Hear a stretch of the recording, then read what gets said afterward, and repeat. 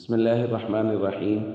عن جابر رضي الله تعالى عنه قال قال رسول الله صلى الله تعالى عليه وسلم: من عاد مريضا لم يزل يخوض الرحمة حتى يجلس فإذا جلس اغتمس فيها.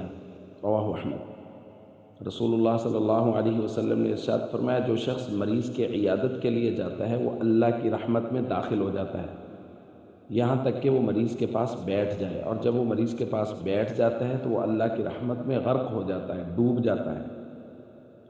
دوستو، اللہ رب العزت کی رحمت اس قدر متوجہ ہوتی ہے مریض کے عیادت کرنے والے کے لیے کہ وہ اس میں، اللہ کے نبی فرما رہے ہیں کہ جب وہ مریض کے پاس بیٹھتا ہے تو وہ اللہ کی رحمت میں ڈوب جاتا ہے۔ اور ایک اور جگہ حضور علیہ الصلوۃ والسلام نے ارشاد فرمایا، قیامت کے دن اللہ رب العزت بندے سے کہیں گے: یا ابن آدم مرضت فلم تعودنی، میں بیمار تھا تو نے میری تیمارداری نہیں کی۔ تو بندہ کہے گا: انت رب العالمین، آپ رب العالمین ہیں، آپ کی تیمارداری کیسے کرتا؟ تو اللہ رب العزت فرمائیں گے کہ اما علمت ان عبدی فلانا مرضا، میرا فلاں بندہ مریض تھا، فلم تعودہ، تو نے اس کی تیمارداری نہیں کی، اور اگر تو اس کی تیمارداری کرتا، لو عدتہ لوجدتنی عندہ، تو میری رحمت کو وہاں پاتا، مجھے وہاں پاتا، مطلب میری رحمت وہاں موجود ہوتی۔ تو دوستو، تیمارداری بہت بڑا اجر اور ثواب رکھتی ہے۔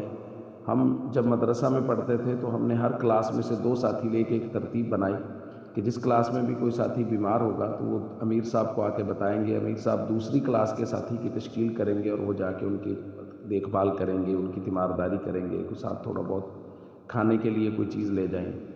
اگر ہم اپنے اپنے طور پہ اپنے محلوں میں ترتیب بنا لیں، 10-20 لوگ مل جائیں اور مل کے اس طرح کی ترتیب بنا لیں کہ کسی محلے میں اگر کوئی بیمار ہو تو اس محلے کا ساتھی اطلاع کرے، دوسرے محلے کے ساتھیوں کی تشکیل ہو اور وہ وہاں چلے جائیں۔ یہ کوئی لمبا چوڑا کام نہیں ہے، بہت آسان کام ہے۔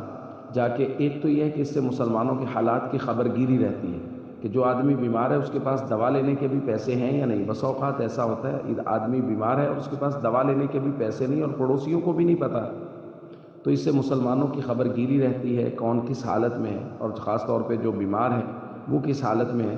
جب انسان ان کا پتہ کرتا ہے تو اللہ تعالیٰ پھر اسباب پیدا کرتے ہیں، ان کی خبر گیری بھی ہو جاتی ہے اور ان کے لیے دوا وغیرہ کا اور کسی اور چیز کا بھی انتظام کیا جا سکتا ہے۔ السلام علیکم ورحمۃ اللہ وبرکاتہ۔